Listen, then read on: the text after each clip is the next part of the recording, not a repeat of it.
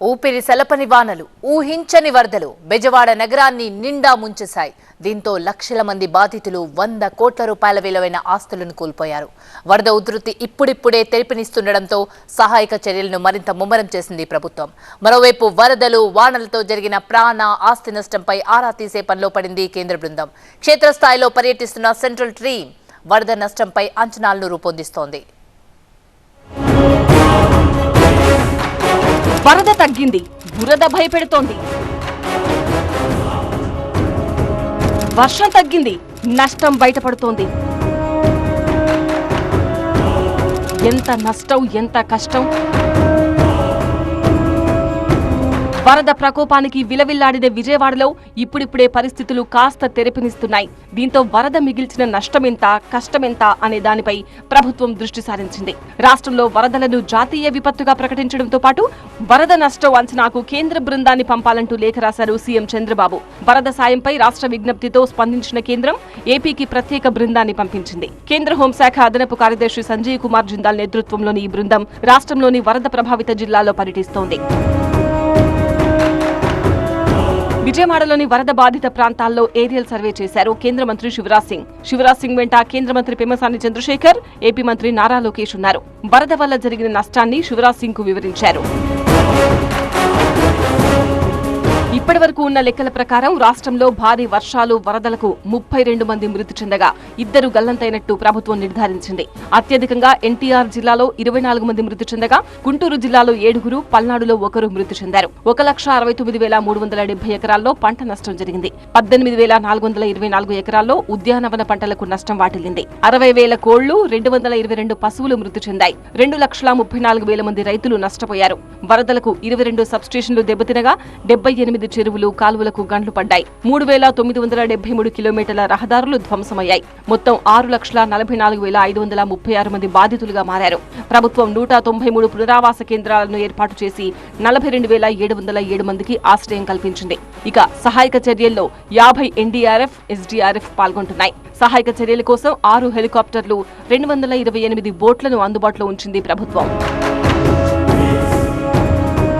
ముంపు బాధిత ప్రాంతాల్లో వరద కాస్త తగ్గడంతో పారిశుధ్యంపై ఫోకస్ పెట్టింది ప్రభుత్వం. సిటీని క్లీన్ చేసేందుకు యుద్ధ ప్రాతిపదికన చర్యలు చేపట్టింది. రాష్ట్రంలోని అన్ని మున్సిపాలిటీల నుంచి అధికారులతో పాటు కార్మికులను రంగంలోకి దింపింది. దీంతో వేలాదిగా విజయవాడ చేరుకున్న కార్మికులు పారిశుధ్య పనుల్లో బిజీ అయిపోయారు. ఎన్నో రాష్ట్రాల్లో వరదలు వచ్చాయండి, కానీ ఇలాంటి ముఖ్యమంత్రిని ఎక్కడా చూడలేదని ప్రజలే ఆశ వ్యక్తం చేస్తూ ఉన్నారు.